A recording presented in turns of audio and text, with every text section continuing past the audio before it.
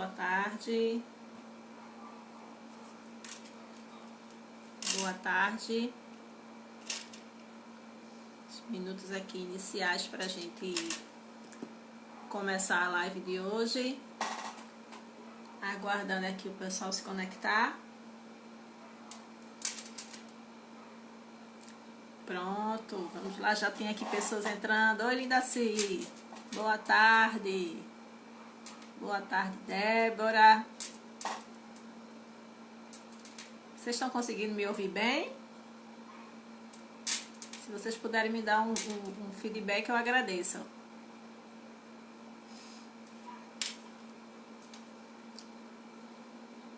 Estão conseguindo me ouvir? Pronto, Josivânia já entrou, já vou aqui convidá-la para a gente já se organizando.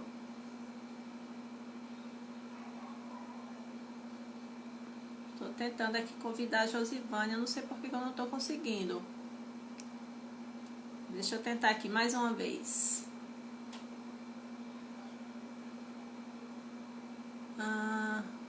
Josivânia, tá aparecendo aqui para mim, abaixo do teu nome, a frase que não pode participar.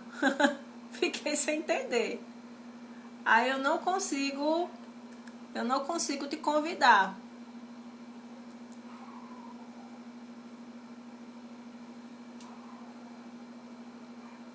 Deixa eu tentar aqui. Interessante, nunca tinha acontecido isso. Abaixo do teu nome, aí tem a frase não pode participar. Certo.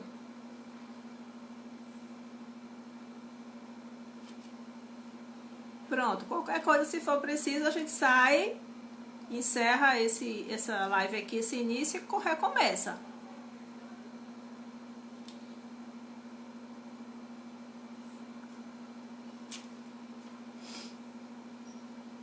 Certo. Qualquer coisa a gente encerra essa aqui para começar.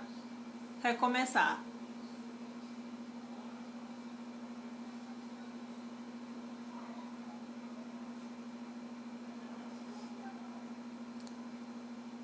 Prefere recomeçar? Deixa eu ver aqui se...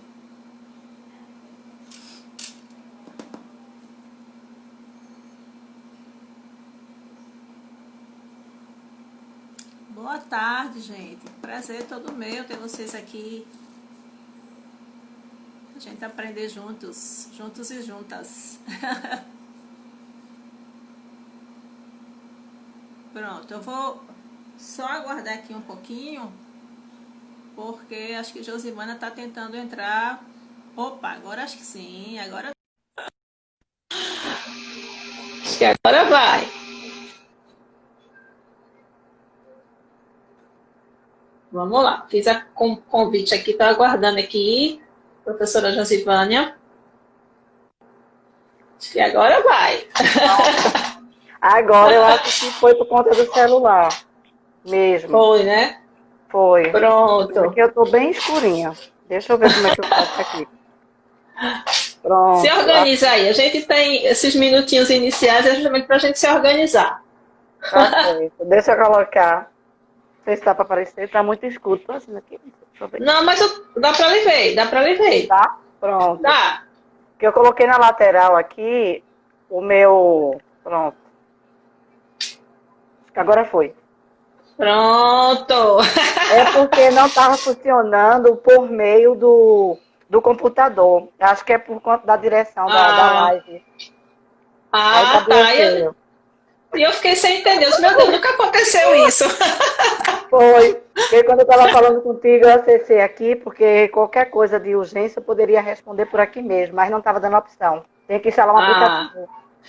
Entendi. Mas faz parte, minha filha. A gente só tá toda live, a gente vai aprendendo uma coisa e outra. Tá vendo aí? Agora já sabe, minha gente, nada do computador, é só celular. Mas pronto, foi brincadeira minha. A gente vai aprendendo. Bom, mas você tá tranquila aí? A gente pode começar? Pode. Pronto. Tranquilamente. Porque a ideia também é a gente ser esse momento de conversa com tranquilidade, né? Qualquer Tranquilo. coisa a gente encerra, recomeça e por aí vai. Tranquilo, minha linda. Tudo Oh, tranquilinho. coisa boa. Josivana, primeiro eu quero te agradecer por ter aceito o convite. Eu já tinha falado contigo um tempinho atrás, né? Você Isso. estava aí se organizando para a defesa do seu doutorado. É, E posso jogar aí pedra?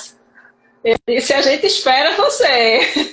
Termine seu doutorado, respire É, para poder a gente ter essa conversa e aí você vem muito, com muito mais ainda conteúdo para discutir com a gente depois de uma coisa de um doutorado, que eu sei que não é brincadeira, é muito esforço, muita dedicação. é Então verdade. eu já te agradeço muito, viu, por ter topado aqui conversar com a gente. Josivana, a gente se conhece acho que uns 3, 4 anos, eu acho, né? Quando a Por gente aí, trabalhou viu? juntos lá em Paulista, não foi isso? Isso, eu acho quase 5. Acho que foi isso, quase 5 anos, por Quase aí, 5. né? Então a gente É, chegou ainda a trabalhar juntas um tempinho, e verdade. aí se reencontramos na pós, na Uninabuco Recife, né? Que você também estava Verdade. ministrando lá a disciplina, não foi? Exatamente. A E vida e os aí, encontros, né, na área. exatamente, exatamente. Os encontros pedagógicos, né? O bom é que a É, gente consegue fazer essa teia assim, de conhecimento, né? Acho que o legal verdade. da gente, da educação, é muito isso.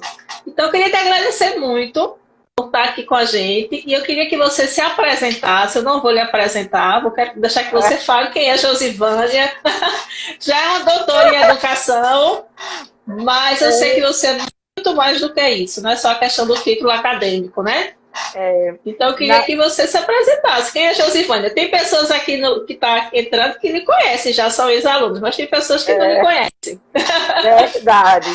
Geralmente eu não. É muito. Assim, é bom falar da academia, mas eu acho que em termos de pedagogia, de que é pé no chão, que é muito freiriana, sabe? Eu tenho um histórico que, diferentemente do que as pessoas pensam quanto à academia, né, eu gosto de dizer Uhum, que eu sou simplesmente Josi, né? Pela minha questão cultural, por toda essa minha relação enquanto cultura indígena, né? Popularidade, né? Vivência mesmo escolar, como professora da educação infantil ao ensino superior, né? E assim, me vejo simplesmente como Josi, alguém que está em busca, uma simples aprendiz. Né? Como diria minha avó, a cacique indígena, uma verdadeira jandaia, que é aquela que voa em busca de conhecimento e não se cansa. É incansável para aprender, apenas aprender. Né? Acho que título é consequência de aprendizagem, mas não diz uhum, tudo. Não diz tudo, uhum. nunca vai dizer tudo. Não é? É verdade. Outra concepção que é muito minha, enquanto professora, mas ligada também com o pé na saúde ali, né? Me mexe muito comigo, né? A questão da saúde pública. E também tem isso lá das minhas origens como neta também de uma portuguesa, né? A minha avó era portuguesa, minha avó paterna. Então tem toda essa mistura, né, Uhum. cultural portuguesa de uma enfermeira obstetra que sai de Portugal e veio para aqui para Pernambuco e casa com um índio, né? Vai ter um relacionamento com um índio, tem filhos, um deles meu Que pai, história! né? E Tem minha que fazer mãe um aí, livro. não é? É verdade. É. Algumas editoras já chegaram por aí, eu vou ver como é que se dá isso aí no final, Uhum. né? Mas assim, com muita simplicidade, sabe? Eu acho que você conhecer um pouco de mim, né? Ou muito de mim, mas isso é que eu sou, né? Um aprendiz, tá? No geral é aprendiz. Eu acho que, como vou reforçar, né? A aprendizagem vem, ela vai acumulando, ela vai se liberando em forma de um conhecimento mais flexível, mais dialógico, Uhum. mas eu acho que a gente mantém mesmo é a aprendizagem. A gente não sabe tudo. Um doutorado, ele pode dizer tudo e pode não dizer nada, não É. é?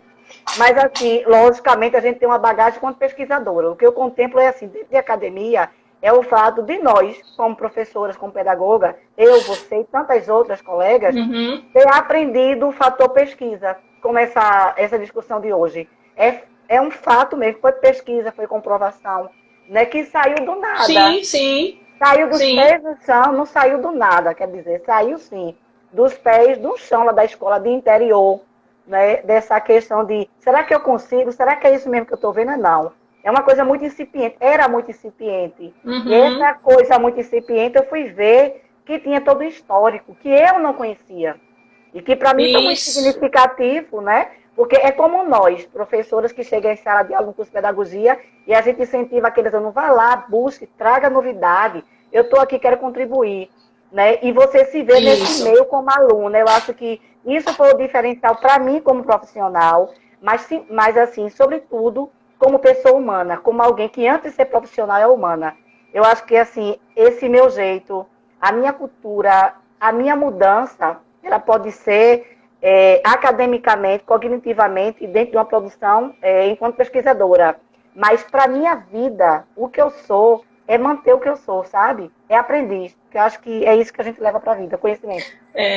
E eu acho que esse é o maior aprendizado do doutorado ou do mestrado, porque a gente não se torna melhor do que ninguém. Eu sempre falo também que a diferença é que a gente ficou um pouco mais tempo estudando especificamente algum assunto, mas fora isso, a gente, enquanto ser humano, é o mesmo. É verdade. Mas a gente sabe também, né, Jo, que na área acadêmica existe uma endeusamento desses títulos, né? Sempre, e aí, né? as pessoas que pensam o contrário, como você, inclusive, muitas vezes são taxadas de forma de coisa muito chata, né? Não entende, não entende que a academia pode ser isso mais autêntico, né? Então, eu já passei por algumas situações também que parecia que a gente tinha um carimbo, que a gente era melhor do que ninguém porque tem um doutorado, e não é por aí, né? Parece que precisa validar isso. Eu acho que não precisa validar.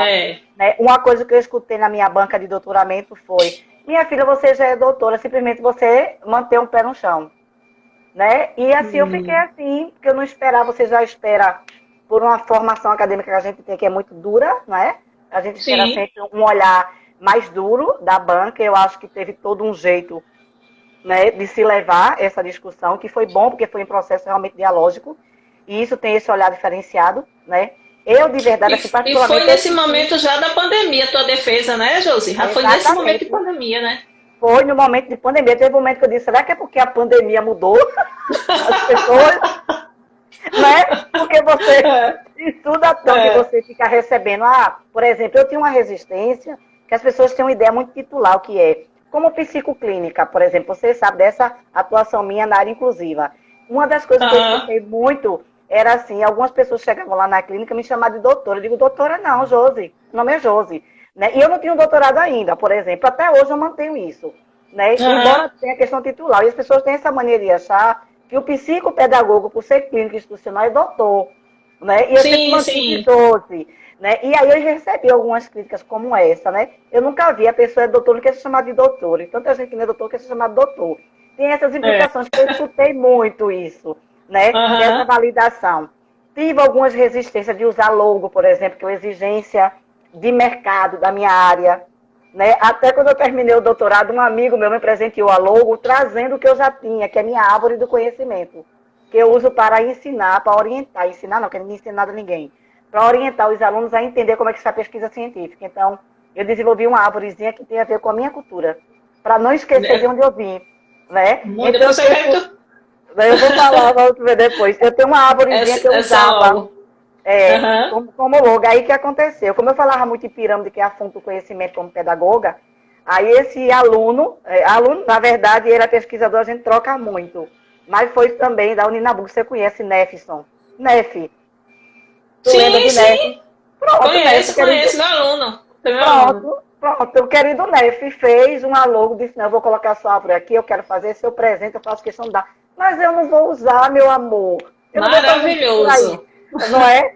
Aí eu não vou usar, mas se você vai usar. E quando foi no dia que eu defendi, já tinha enviado para mim a ideia, né, respeitando o que eu trazia enquanto construção. Porque eu sempre, quando eu fazia uma orientação, às vezes com ele, conversando com ele, dialogando, né, nessa questão do mestrado dele, eu sempre trazia: pensa numa árvore que tem raiz, o caule, cada uma coisa tem um significado dentro de uma pesquisa. Ele fez: poxa, por que tu não tem uma logo? Porque eu não faço questão dessas coisas.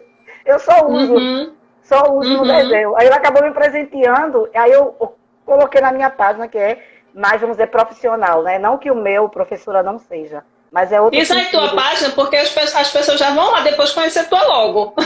Não é é psicopedagoga Josi, com Y no final, porque o Y é da língua Iatê, que é do povo Funiô, que é da minha origem, né? São dois povos. O Y é em homenagem ao Iatê, que é a língua materna, né? E o Josi, que é uma categoria trazida lá no povo chucuru. Aí eu relacionei as duas coisas. Né? Poxa, muito assim, emblemático. Tudo da gente pedagogo tem significado, né? Que a gente fala. Mas eu dei uma olhada na tua logo, é muito interessante, que essa ideia da árvore, geralmente nas minhas turmas de pedagogia, geralmente no último dia de aula tem uma poesia que eu gosto de trabalhar, que são a questão de folhas da árvore. Então eu sempre digo que os alunos são folhas da minha árvore. Então estou sempre renovando, algumas podem cair, a gente não pode demorar a ver os alunos, mas as folhas fizeram parte da minha árvore, né? Eu acho que tem essa questão da árvore diz muito, né? Quando a gente entende a educação como construção, né, Josivane? Isso, né? E como assim faz parte da minha categoria de pensar muito a questão da aprendizagem, porque eu nunca me preocupo com o ensino em si. Que é importante o ensino mas ele precisa ser construído. Por exemplo, a gente, quanto docente, o que me levou, por exemplo, a pensar com a aprendizagem, me levou à pesquisa, é porque é uma prática da metacognição, que significa dizer a metacognição. Eu preciso primeiro aprender como se aprende. Se eu aprender como se aprende determinada coisa, logicamente, né, como aprendiz do processo, eu vou também aprender como se ensina. Eu vou ter uma maneira, uma estratégia para levar o conhecimento, né? A outras pessoas que não têm aquele conhecimento, mas não porque eu saiba mais que o outro. Eu vou trocar, é um processo de troca. Eu nunca me considero assim, diante de alunos também. Gente, se é como orientadora, tudo bem, a gente vai levar, vai encaminhar o procedimento acadêmico, né? Mas dentro de uma discussão dialógica, né, essa minha fonte primária, que é Freire, eu tenho leitura desde os 16 anos de idade, que foi magistério, né? Eu venho do interior, Isaíma, que tudo que eu aprendi no interior foi prática, foi fazendo. A teoria que eu conheci do interior foi Freire. Freire é jabotonense, né? Então, Freire levou o Mobral para a Aliança Interior, né? Onde tinha a minha cultura fortemente indígena. Meus pais não foram à escola até eu descobrir, né? Não conseguiram aprender, né? Indo para a escola, mas aprender o contexto de vida. Foram meus melhores doutores. A educação formal, né? Eles não tiveram acesso, mas aí tem a educação da vida, né? Da vida, a informalidade, conhecimento de mundo. Eu aprendi muito com isso, né? Eu vivi no meio desse, com exceção da minha avó, que era portuguesa, que é a única que eu posso tratar assim, academicamente, tem pesquisa com mulheres indígenas.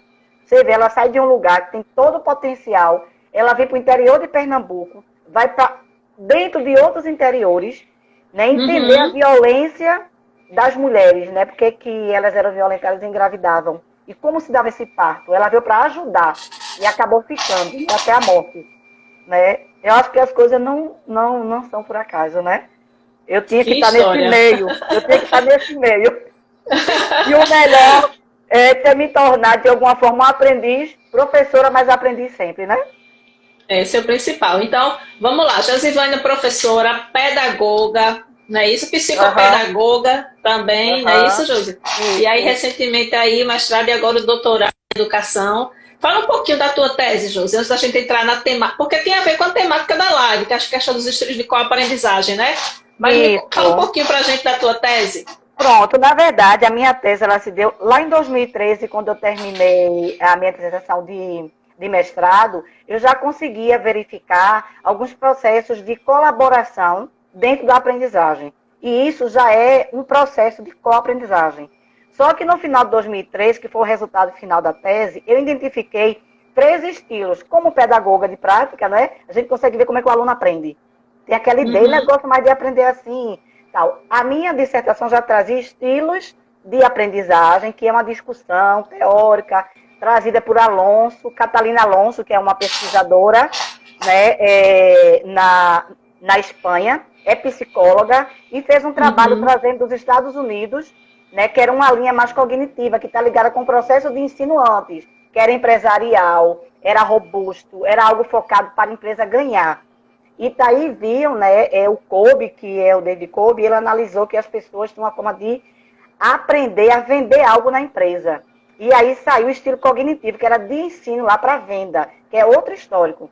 Então, a Catalina Alonso pegou todo esse processo, estudou um questionário que tinha 40 questões em língua inglesa, levou para a Espanha, juntou com o Rony, que é esse inglês, junto com o esposo, que é o Domingo Galego, e ela. E ela reconstruiu, trazendo para as ciências sociais, para a educação. E avaliou 2.000, quase 3.000 sujeitos da área de pedagogia, entre outros cursos, para analisar como é que esse sujeito aprendia na academia. Porque tinha alguma coisa, né? Como é que eles construíam pesquisa, não saía do nada. Cada um tinha um jeito, aprendia mais rápido, outro aprendia mais lento, mas tinha uma fundamentação para isso. E aí ela criou um questionário chamado CHAE, que é o Questionário de Estilo de Aprendizagem, que é espanhol, traduzindo lá do inglês, que era do inventário de estilo de aprendizagem. E aí definiu o estilo de aprendizagem ativo, teórico, reflexivo, pragmático. Cada um na sua dimensão, ou seja, tem gente que aprende melhor a partir da teoria, lendo, da teoria ele consegue aprender. Outro aprende, além da teoria, ele reflete não somente a teoria, mas ele reflete a teoria, né? Ele consegue sair da teoria para refletir sobre, que é uma formação mais de humanas. Então, conseguiu ver que na área de humanas as pessoas aprendem mais teorizando, refletindo, como é o caso do pedagogo, né? Então, a área de biologia, ciências exatas, está ligada com a prática ativa, ou seja, ele aprende mais em atividade, pesquisando rapidamente em qualquer lugar, é muito rápido, e o pragmatismo, que ele tinha que fazer a prática para entender por que ele era ativo no processo. Né? Embora o pedagogo, dentro das ciências humanas, ele acaba sendo uma mescla de tudo isso, porque ele está sempre voltado à prática do ensino e aprendizagem. Ele acaba sendo um pouco teórico, reflexivo, né, pragmático e ativo. A gente consegue ter essas 4 dimensões de aprendizagem. Mas o estilo de aprendizagem, que foi a minha pesquisa lá, ela vem entender que dentro do processo, ela vai se convergir, a forma de aprender vai se juntar com a forma de coaprender. E aí vai ter uma única definição final, que é essa tabela que eu vou assim, falar um pouco para vocês na nossa conversa, né? Mais adiante. Mas partiu daí, partiu do resultado que eu identifiquei que as pessoas não só teorizavam, refletiam, mas principalmente interviam, pelo menos o que eu avaliei. Então, eu tive assim, 100% de sujeitos avaliados do curso na época de letras, da Universidade Federal de Pernambuco, mas dentro desse público tinha um monte de pedagogo, tinha um monte de letrólogo que tinha feito no presencial e estava fazendo uma nova graduação no virtual, porque achou que é aquela coisa do perfil, né? Eu acho que não foi muito bom meu presencial, eu vou fazer, porque é federal, talvez eu tenha mais elementos, eu vou para o virtual. Então, são pessoas que já vinham do mesmo curso, do presencial para o virtual. Imagina que loucura, fazendo o curso novamente. Então, foram essas pessoas que eu avaliei lá em 2013. Aí, esse resultado me garantiu o quê no final? A descoberta de 3 tipos de estilos de aprendizagem no virtual. Porque eu pesquisei, o estilo de aprendizagem ele é feito para o presencial, mas ele se converge para o virtual. Quando chega no virtual, a forma que ele tem no presencial, ele vai utilizar ferramentas específicas que direcionam esse estilo que vem do presencial. Por exemplo, se ele tem um estilo que é muito teórico, né, nessa presencialidade teórica cognitiva, ele quando entra em rede, a primeira coisa que ele vai buscar, PDF, tudo que tiver livros, ele vai buscar para passar e tem, assim, uma fácil leitura na virtualidade. A maioria, não são todos, mas a maioria tem. Né? Isso eu consegui ver na pesquisa. Né? O reflexível, ele é tão apegado à reflexão que ele precisa imprimir o material, por exemplo, ter em mãos, marcar. Alguns têm a tendência do digital, que marca no digital e tem a facilidade. Mas a maioria quer pegar o material. E se ele for pragmático, ele tem que sentir o material, fazer o registro, que ele tem que praticar, de alguma forma. Seja buscando um vídeo, por exemplo, que é a parte cognitiva. Se eu escutar Isaíma num vídeo, eu vou entender melhor a aula dela do que se ela falar comigo aqui. Tem gente que vai dizer isso. E tem gente que vai dizer, se ela gravar para mim um áudio, ela me dá uma aula, para mim acabou. Não precisa ela nem olhar para mim, eu já sei tudo. Né? E tem gente que precisa praticar. Agora, esse teu estudo, isso foi no mestrado, né? Exato, mas veja, do mestrado, aí essa base todinha veio como projeto do doutoramento. Quando chega no doutoramento, o que é que eu consigo ver? Eu já entrei assim, tratando de processo da coaprendizagem. O meu tema, que foi estratégias de coaprendizagem, não mudou. O projeto que eu entrei no doutorado, ele permaneceu. Né? Que foi, agora eu trouxe mais elementos, porque eu achava que a estratégia talvez tivesse uma base didático-pedagógica já estudado. Não se tinha uma base. A minha proposta foi trazer essa base pedagógica. O que é que tinha? Tinha teorias e tinha um modelo de estratégia que foi a Alexandra Okada, que desenvolveu fora do país. Né? Que inclusive ela estava na minha banca. E a Daniela Melaré, que foi minha co-orientadora, que é de Portugal, que descobriu, estudou com ela a partir do estilo de uso, que aí é que entrou na minha tese, o estilo de uso. do virtual, porque para eu entender o estilo de coaprendizagem, né, para falar de estratégia de coaprendizagem envolvendo o docente, eu tenho que primeiro categorizar como é que essa pessoa aprende no virtual, senão eu não consigo entender como ela coaprende. E por quê? Porque a coaprendizagem ela vem de uma metodologia online que respeita os formatos e as modalidades. Ou seja, não é só para o online, ela é para o presencial. E ela vai trazer o quê? A aprendizagem formal, a não formal e a informal. Ou seja, toda a discussão da coaprendizagem, ela traz Freire. Freire é a base filosófica e dialógica da coaprendizagem. Isso discutido por vários autores, desde lá de 96, como o Smith, teve o Benjamin, entre muitos teóricos, né? Mas sempre a base levando Freire, sempre Freire. Sempre Freire, ou seja, Freire estava no foco, no topo, não é à toa que ele é reconhecido fora do país. Aí eu consegui entender com mais propriedade, que uma coisa é a gente pedagogo, que utiliza Freire, mas a gente faz a relação na nossa prática, Isaelma. Outra coisa são profissionais que usam Freire porque é conveniente. Ah, mas Freire disse isso, mas qual é a relação com a tua prática? Então foi essa diferença que eu vi, que eu consegui ver. E aí chegou justamente a minha tese trazendo o quê? Aí eu vi que não é só a coaprendizagem pela coaprendizagem. Aí foi quando eu decidi, eu digo, não, aqui tem tudo a ver com estratégia de coaprendizagem. E por que isso? Em 2016, quando eu entrei no doutorado, eu já estava em grupo de pesquisa diversos grupos de pesquisa, fora do país. Então, eu tenho o Colane, que é um tipo de... Colane quer dizer coaprendizagem aberta, a partir do online. Ou seja, várias plataformas que eu tinha acesso em rede, que eu podia discutir, falar diretamente com autores fora do país ou dentro do país, que estavam defendendo tal teoria. Então, foi isso que eu fiz no processo de doutoramento. Eu fui buscar essa base com os autores para entender. E aí eu formei a teoria, né, que é trazer o quê? As competências, que isso não se tinha. O que é que eu trouxe de novo dentro do doutorado? Foram as competências para coaprender, que é para a coaprendizagem. A partir do estilo de uso, eu consegui identificar como é que esses sujeitos aprendem ou coaprendem na virtualidade, porque a pesquisa foi no virtual, né? Sim. E que não está longe da presencialidade, é a mesma coisa. A diferença é que eu trouxe competências que vai ser melhor quando publicada para qualquer profissional olhar aquela competência e dizer, poxa, eu posso organizar uma estratégia didática de tal forma. Eu vou ajudar meu aluno nisso. Então, foi pensando realmente foi para nós, profissionais da educação, a minha tese.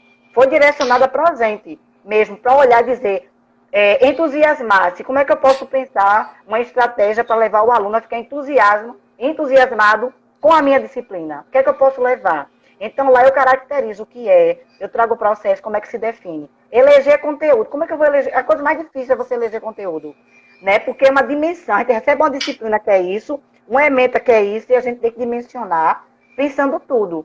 Né? O currículo oculto que entra, então. Eleger conteúdo é uma das estratégias da coaprendizagem. Né? Então, isso eu consegui ver. Como que eu consegui ver? A auxiliadora, que foi minha orientadora, ela desenvolveu uma estratégia didática para a turma dela da área de humanas e exatas, mas ela com professora de didática como pedagoga.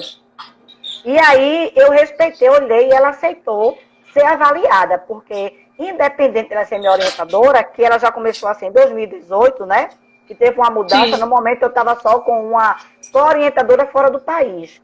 E aqui, né, eu estava numa pesquisa escrevendo literalmente sozinha, buscando, somente eu acreditava na minha pesquisa, junto com a minha co-orientadora. Mas ninguém acreditava na temática, não é? Em termos de academia. Então, eu tive a auxiliadora, que foi assim, uma mãezona, uma profissional assim, que disse, não, acredito, se você quer defender isso, eu estou com você. E me acolheu, né? Legal. E aí foi quando ela disse, eu cedo lá, se eu vou começar uma disciplina que eu já tinha solicitado, porque tem um comitê de ética, né? Eu já tinha solicitado aos cursos, né? Só que como, provavelmente, eu mudaria de pesquisa ou não, aí eu também não fui lá buscar a resposta. E aí, quando a auxiliadora começa a me orientar, acho que com 2 semanas eu recebo a resposta dos 2 departamentos, que eu poderia avaliar os cursos. Né, chegou onde eu queria. E aí foi quando decidimos fazer um estudo experimental aplicável. Por quê? Dentro da medida ética acadêmica, não prejudicaria a auxiliadora pelo fato de ser minha orientadora. Não é? Não é dizer, foi conveniente porque a orientadora vai proteger a orientada. Não, ela não teve nada a ver. Ela montou lá o ambiente, né? E eu fiquei à vontade. Ela nunca interferiu, eu fiz isso por isso, nunca. Eu quero que você olhe isso, nunca. Fui eu. Fui eu enquanto teoria, enquanto método aplicável, né? Para olhar aquele experimento e dizer, né? A minha professora orientadora atingiu isso, mas também não atingiu isso. Então, toda a relação da pesquisa, ela foi muito ética, muito compreensiva. Eu podia ter um olhar totalmente torto, no sentido pleno da palavra. Eu tenho certeza que ela ia acolher como crítica positiva para ela. Então, eu fiquei tranquila, né? E teve um olhar também, dimensionando a ética da pesquisa, teve o olhar da co-orientadora nesse sentido, né? Na metodologia. Porque Dora também disse assim, foi muito pertinente, eu adorei isso, né? Por uma questão ética. Prefiro ver o resultado lá no final, né? Como é que deu. Então, assim, mas ela leu, eu sei que ela sabia de tudo, ela acompanhou tudo, ela é, assim, muito presente, né? Mesmo virtualmente, eu estar junto virtual, muito presente comigo, muito amada. Torcer para essa tese aí virar um livro para a gente conseguir mais acesso ainda à leitura desse material. Porque muitas vezes a gente faz a tese e aí fica muito restrito à universidade, né? A gente muitas vezes não consegue levar isso para o professor mesmo na prática, né? E aí tu traz uma temática, Josivane, que tem a ver com a prática do professor. A gente precisa entender como é essa coaprendizagem. E aí eu queria que tu então definisse para a gente o que é então esses estilos de coaprendizagem. Eu me lembro, na minha formação enquanto pedagoga, até há pouco tempo, a gente discutia muito estilos de aprendizagem. Estilos de aprendizagem. Como é que entra essa questão da coaprendizagem? Eu queria que tu diferenciasse ou tu demarcasse essas distinções. Certo, veja. Primeiro, a coaprendizagem, ela é uma metodologia para contexto online, porque ela atinge formato. Quando eu falo de formato, eu tenho que lembrar que o ensino híbrido, por exemplo, envolve o quê? A sala de aula presencial e a virtual, né? E tem as categorias. O que é modalidade? Que a gente aprendeu a vida inteira, e isso está lá na nossa legislação, infelizmente, que a EAD é uma modalidade. Faço questão de destacar, mas ela foi feita para o comércio, para ser vendida. Não deveria. Porque ela é uma área de conhecimento, porque ela tem especificidade, assim como a presencial também tem. Então, a coaprendizagem, ela vem como uma metodologia para esses contextos, para diferenciar que existe um processo muito íntegro, muito particular de aprender no presencial e aprender no virtual. E que, para isso, ela participa do que a gente chama de uma aprendizagem que é aberta e colaborativa. Ou seja, mesmo dentro da formalidade, da informalidade, da não formalidade, todo mundo ensina e aprende junto. Então, é coaprendizagem. Eu aprendo e eu ensino colaborativamente. Por exemplo, você faz o seu planejamento estrategicamente pensando no seu público. De repente, você deixa aquele espaço livre para que o aluno também possa intervir. Você já é flexível, já tem aquele chamado currículo oculto ali no meio, né? Que você vai direcionar a sua prática e, de repente, algum aluno faz, pois aí, eu acho que se tu colocasse uma paródia aí no meio dessa teoria, a gente podia criar uma paródia, o que é que tu achas? E você diz, que massa! Como é que a gente vai... Não, vamos sentar fazer um grupo, como é que vocês acham que pode ser feito? Isso é coaprendizagem, não é? E o que é que a gente pode fazer mais fora isso? Quem tem mais ideia? Você vai lá no quadro e você pontua as ideias. Gente, quem concorda, quem discorda, qual grupo quer ficar com isso aqui? E dividir. Então, dentro dessa divisão, existe o quê? O que a gente vai determinar enquanto tecnologias digitais, que é trazer a ferramenta. Então, minha gente, se vocês falarem de paródia, como é que a gente vai fazer isso? A gente faz uma peça teatral. Não sei se você lembra, lá em pedagogia, as minhas aulas eram assim, eu criava o evento. Teoria da EAD ou introdução da pedagogia, eu trazia Freire com introdução da pedagogia e eu solicitava. Gente, eu trouxe uma ideia de paródia. Quem mais tem outra ideia? Eu preferia interpretação, Josi. Pegar uma paródia e interpretar isso aqui trazendo Paulo Freire. O que é que tu acha? Ótimo. Alguém concorda? Ou todo mundo concorda? Pronto. Eles traziam, se vestiam, faziam teatro. Né? Então, eles podiam fazer casinha de teatro, ele fazia também exposição desse material, como é que fizeram na teoria e como seria na prática. Isso é coaprendizagem. São práticas. Práticas que têm relação com a teoria. Né? E de acordo com o teu estilo. Porque você tem que considerar o seguinte, que dentro do estilo de coaprendizagem, não é só eu e Isaíma que vai determinar pelo meu estilo, porque de repente o meu estilo é voltado para teoria e reflexão. E a gente, involuntariamente, cognitivamente, a gente cria a nossa estratégia pensando reflexão a partir da teoria. Não, mas eu quero que ele reflita isso daqui. E eu vou jogar uma coisa assim, aí o aluno no meio faz, sim, eu entendi, já refleti, mas não dava para fazer também isso? É você aceitar essa conexão, essa abertura com a aprendizagem, ela te liberta para essa aprendizagem aberta, independente de plataforma. Josivana, essa questão, isso para mim é fundamental enquanto professora.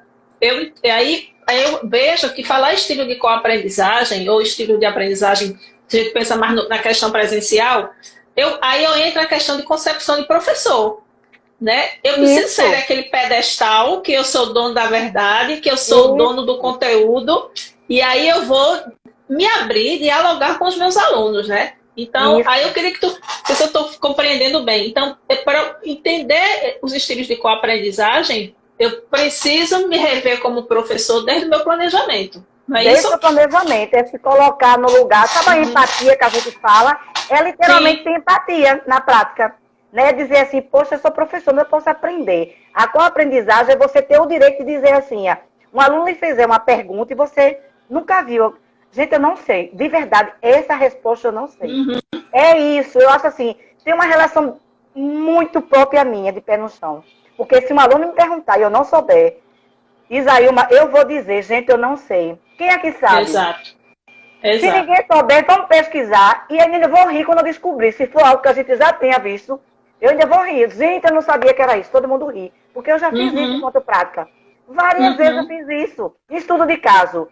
A gente achar que é uma coisa, gente, não é isso, não é não. Quando vê o resultado, depois de todo mundo discutir, gente, é outra coisa completamente diferente. Mas o significado para mim era esse. Na educação. Isso. Mas em tal lugar não é isso, é outra coisa. E isso é co-aprendizagem, é colaboração. É uma aprendizagem por meio de uma colaboração que cabe intervenção que não é só sua. É troca de papéis. A co-aprendizagem, ela sai. Primeiro, a co-aprendizagem, ela vem da colaboração. O que é essa colaboração? É que no planejamento, Isaíma e Josivânia pense, ela como docente e o aluno discente, que os dois podem se juntar, criar outras possibilidades, além do que eu vou propor como mediadora do processo, ou facilitadora, que não é facilitar, né? O vosso que facilitou, a gente chegar, facilitou tudo, até aprovou o aluno sem dizer nada. Né? Eu não gosto desse nome, facilitadora. Eu uso mediadora por isso, porque nós escutei tanta coisa, eu acho que é trauma meu. Eu também, eu tenho umas coisas com alguns nomes que usam na área da educação que eu não gosto muito, não. Eu digo, gente, eu estou aqui para mediar. Agora, a minha mediação inteligente, eu estou aprendendo. Vamos lá. Minha ideia, eu já comecei a minha ideia dessa disciplina é isso. Alguém quer ajudar, que é aquela coisa de organizar. Eu já vou pré-organizada, eu tenho um plano A, eu junto o plano B junto com o aluno, até o plano C. Gente, será que vai ser possível esse semestre fazer isso também? Vamos colocar no plano C, a gente combina. Então, a aula é prazerosa, né? Dificilmente o aluno vai faltar uma aula sua. Então, quando eu penso em estilos de co-aprendizagem, se relaciona então com a didática do professor, né, Josivânia? A gente pode partir desse princípio? Exatamente, pode partir, que está ligada com a didática, eu costumo dizer. É preciso uma base didática, pedagógica, mas, sobretudo, metodológica, que é o quê? Encaminhar todo esse processo de acolhimento, certo? Só que para usar esse estilo de aprendizagem, de co-aprendizagem, eu parto do estilo de uso do virtual, que é o estilo de aprendizagem do virtual, que é como? Se eu tenho um perfil aqui no presencial que é ativo, quando eu for para o virtual, dá um exemplo, qual é o meu estilo? Pesquisa online. É isso, eu vou me relacionar com pesquisa online. No meu presencial, eu estou lá ativamente. Qual é a minha proposta de trabalho que o professor deve estrategicamente ter? Não é pensar em um estilo. Ele tem que pensar os 4. Ele tem que pensar pesquisa online, estruturação e produção, certo? Ele tem que pensar concretização. Ele tem que pensar busca online. Ele tem que pensar essas 4 possibilidades, porque o aluno, ele está sendo o quê? Tem que buscar autonomia, o protagonismo. Não é que ele seja o gênio, você vai mediar. Mas ele tem condição de buscar isso e trazer para você também. São possibilidades. A co-aprendizagem favorece que você não pense em estratégia apenas pensando no teu estilo. Vamos considerar eu e você como pedagoga. A gente, assim, definitivamente, é teórica e reflexiva de imediato. De imediato. Deixa eu ver se eu entendo isso. Você conversando comigo. Deixa eu ver se eu entendi isso mesmo, Josiane. É assim que você fala. É assim que eu falo também. Por quê? Tá ligado com o nosso estilo. Agora, tu imagina, porque eu e você tem facilidade da teoria e reflexão, você fazer uma atividade do semestre todo pensando em teoria e reflexão. Não tem cristão que aguente. Agora, você tem que fazer o quê? Tem que pensar os 4 estilos. Fazer a atividade pensando que o aluno construa, o aluno pesquise, que o aluno produza e traga essa concretização para você, o produto. E não interessa a forma de produto, mas ele precisa trazer. Porque aqui você contemplou todos os estilos da sala toda. E lembrar que o trabalho, ele nem sempre é individual, com exceção do TCC, nem TCC, né? Que é em dupla, não sei se mudou, mas a maioria é em dupla, né? Mas veja, é o pensar coletivo, é colaboração. Mesmo que a gente saiba que tenha um ou outro, que a gente sabe que se aproveita do outro, ou que está buscando mais, porque é perfil. Perceba que em cada grupo tem um que faz assim, eu sou o coordenador do grupo. Eu vou organizar isso. Cada um ele tem um perfil que está ligado com o estilo dele ser. Tem um que faz, gente, pesquisa, deixa comigo que eu acesso a rede todinha. Tem outro que fala, não quero nem ver a rede. Não quero ver, meu negócio é aqui. Meu negócio é aqui, fazer aqui na mão, na massa. A gente não escutava isso lá em Paulista, que eu escutava várias vezes. Né?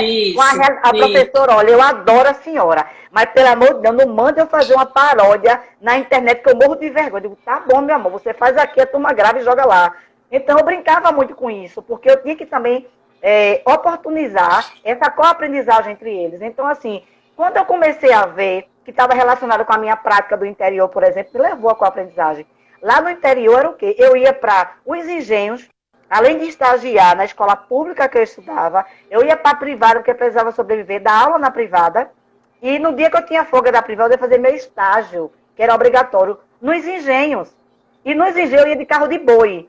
Então, meus alunos tinham um horário para chegar lá. Eles vinham pelo corte de cana, e aí eu colocava literalmente uns fiozinhos entre o corte de cana e outro, e colocava as atividades penduradas, com o nome de cada um. Eu levava os envelopes e colocava as atividades mimeografadas, certo? E eu construía a cartilha para cada um, que era chamada cartilha, né?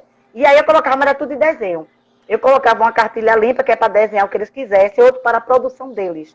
Né? E outro com a atividade que eu estava propondo. Então, eu fazia com a aprendizagem na parte que não sabia o que era isso. Tu está entendendo? E eu pendurava. E aí eu ficava esperando o carro do boi chegar, né? Que era o carro que a gente tinha. E eu via meus alunos chegando com os pais, com o tio, com o irmão. Professora, essa atividade de fulano, cada um pegava a sua atividade, mas eu pendurava e eu deixava eles pegarem. Eles pegavam para identificar o nome e levava. E no dia seguinte, eu ia buscar. Né? Não, porque você tinha a preocupação para que eles aprendessem. Eu acho que essa é a grande questão da gente ser professor. É que o aluno aprenda, né? Aprenda. E aí, arrumar as diversas estratégias, respeitar o estilo, né, os estilos que existem de aprendizagem.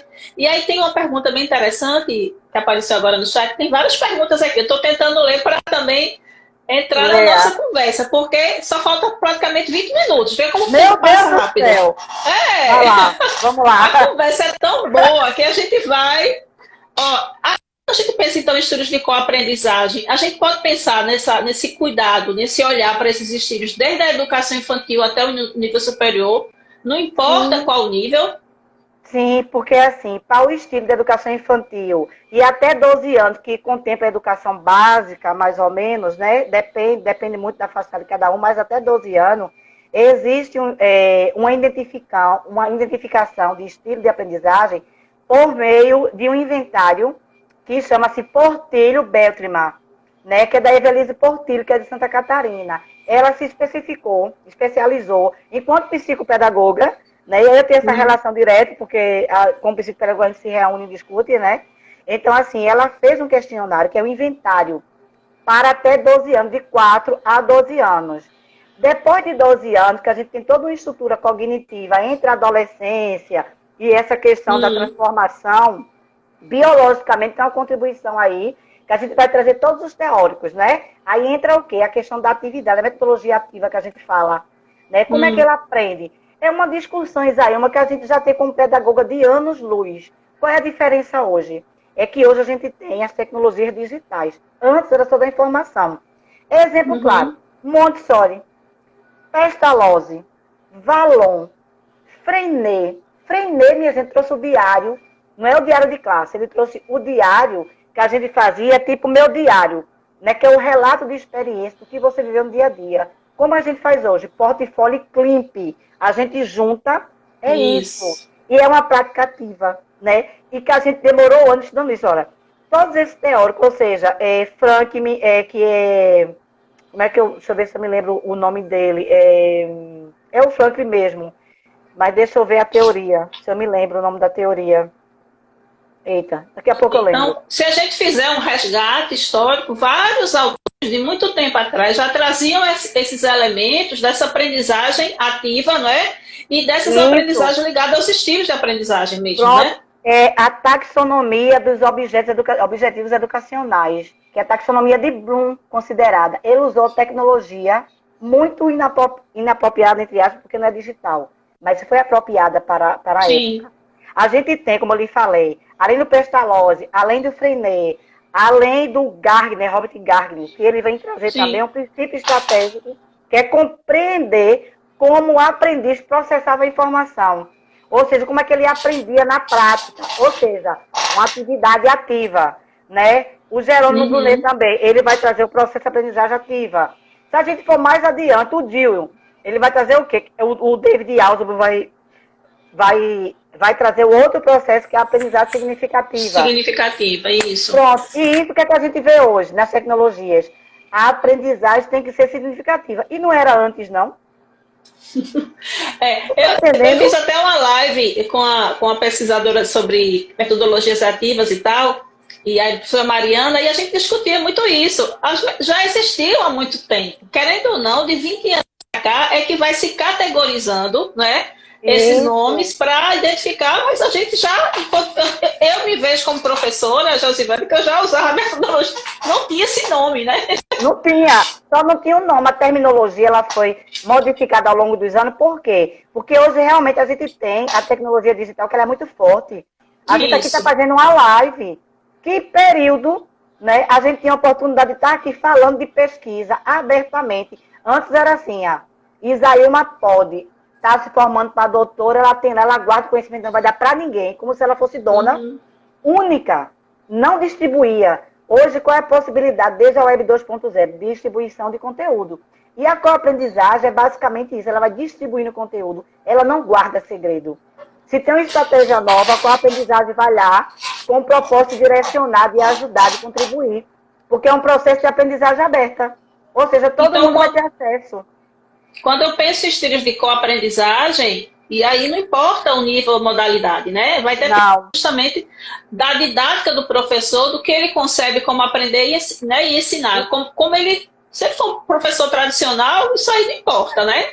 Mas se ele for um professor que entende o processo de aprendizagem, que entende como é que os alunos processam as informações,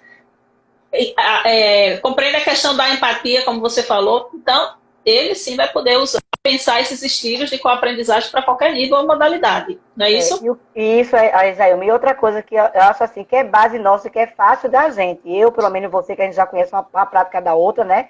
Há algum tempo, essa questão não é apego, não. Mas que é a base que a gente consegue ver, né? Do potencial que teve Freire. Dos estudos que Paulo Freire realizou. Eu vou dizer que é um orgulho que eu sinto como professora, é ter entendido o Freire na minha prática. Sabe, que essa pedagogia da liberdade, a qual a aprendizagem, ela tem uma base epistemológica, que é o quê? A dialogicidade, né, filosófica em Freire, que é essa busca da prática da liberdade, do diálogo. Não é eu chego e determino, não.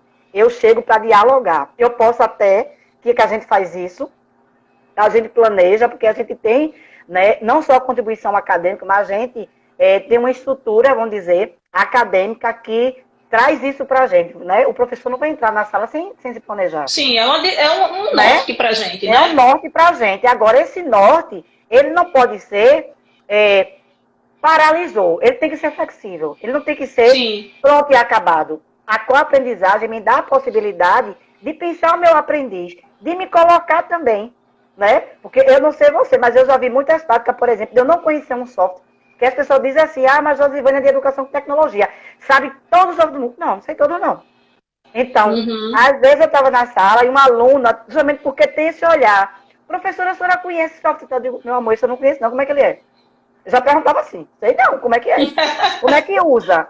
Né? Ele entender que eu não sabia tudo, né? Algumas vezes eu fazia teste, piadinha, fazia gamificação, dizendo que eu não sabia, para ver até onde ia, né? E aí, depois dizia, gente, isso aqui eu sabia, mas isso aqui eu não sabia, é verdade. Ele sabia, ele entrava ali no clima, né? E isso, na prática, que a gente faz, é com a aprendizagem, sabe? Isso é que é importante, né? Essa troca. Ô, Josi, então, pensando que a gente tem ainda uns 15 minutinhos, então, eu sei que você já falou muitas coisas que tem a ver com a questão da temática, né? Como identificar os estilos de aprendizagem, de co-aprendizagem, você já falou aqui, né? Mas como por meio de estratégias didáticas. A gente já veio falando disso desde que a gente começou a conversar, né? Mas tenta dar, assim, agora, gente, um exemplo ainda mais prático, né? Como professora, eu pensar nesses estilos de co-aprendizagem e as estratégias didáticas. Certo. Primeira coisa é você pensar que, enquanto prática, a gente recebe mente e tem os objetivos. Esse objetivo tem que ter uma competência. A gente tem que trabalhar por competência. A prática da co-aprendizagem é entender a competência que você quer que o aluno chegue, independente de você. Ele pode caminhar com os próprios pés. Então, é trazer essas competências de uma forma organizada. Primeiro, eu tenho que fazer o quê? Pensar uma categoria, que eu chamo de categoria, mas é uma competência. Entusiasmar-se. O que é que eu vou fazer para entusiasmar o meu aluno dentro do processo de ensino e aprendizagem? Que é uma busca em aprender, certo? Nessa prática que não pode ser imediatista. Você não pode chegar achando que o ensino, eu vou pensar só o ensino, não. Pense o processo. Quem pensa o processo se entusiasma. Ajuda o aluno a se entusiasmar. O outro é organizar. Se você organiza a sua curadoria, direciona a curadoria, que é a organização, né, do que você quer mostrar aos aprendizes, e você também aprender com eles, e você fazer o quê? Organizar. Uma das competências é organizar. A outra, engajar. Como é que eu posso engajar o aluno? Né? A partir de que eu vou reestruturar essa compreensão de mundo dele. Ou seja, traz o que tu sabe para mim, Paulo Freire. Prática do diálogo da liberdade. O que é que você sabe? Ele traz. Pegou isso aí, você engajou. Engajou porque você já sabe o contexto dele. Então, tudo que você for pensar em levar para a sala, você vai pensar cada aluno que pontuou, porque tem um estilo específico. Professora, eu só consigo aprender se você der um exemplo para mim o tempo todo. Eu consigo aprender assim. Você emite um vídeo para ele, um podcast, entende? Então, são diversidades que ele vai aprender. Uma imagem, talvez ele aprenda mais que eu escutando. É de cada um, independente de fragilidade em termos cognitivo, em deficiência diagnosticada.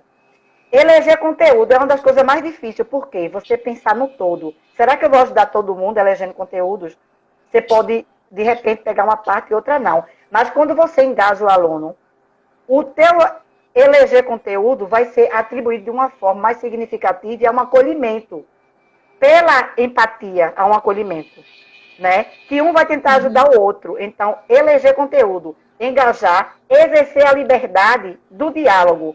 Tem que dar oportunidade para o aluno. Tem que esperar ele contribuir para você também acolher. E também, além de ser acolhedora, também se propor a ser acolhida por eles. O que é que vocês acharam da minha ideia? Está muito boa ou vocês não gostaram? Esse dá o direito também de errar, entre aspas. E depois sair a entender o erro. Esse erro vem entre aspas. Porque ninguém sabe tudo, ninguém erra tudo. O meu erro você pode entender como erro. Mas para outra pessoa não vai ser um erro, nunca. Porque são formas de pensar diferentes. Se o estilo de aprender, o estilo de co-aprender e o estilo de uso do espaço virtual, ele tem uma coisa em comum, que são formas de aprender diferentes. Ninguém aprende igual a ninguém. Então, quando eu falo eleger ou entender, na verdade é entender o erro, entre aspas, né, eu quero ver como a riqueza, esse erro vai ser uma riqueza diagnóstica dentro do percurso metodológico. Então, não é um erro que eu diga, você errou, é como cometer o maior pecado do mundo. Não é, gente. Com esse erro, eu vou conseguir fazer com que esse aluno aprenda bem mais do que ele supostamente acredite ou guarde isso, eu errei. Porque isso é um peso, o erro é um peso. né? É um peso que a gente levou Para a anos. pedagogia tradicional é carimbo do fracasso, né? Exatamente. Né? Morreu, né? Então, assim, são 8 competências que eu falei. Entusiasmar, organizar, engajar, eleger, engajar discente, que é diferente do engajamento que você acolhe enquanto diálogo, exercer a liberdade, entender o erro, planejar, porque quando eu planejo eu defino, que é o último, entender o erro, eu entendi o erro, entre aspas, agora eu vou planejar, eu vou definir, eu vou construir estratégia didática.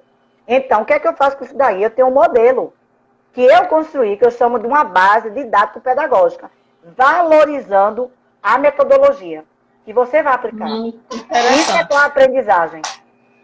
Mas não se preocupe, porque vai ser publicada.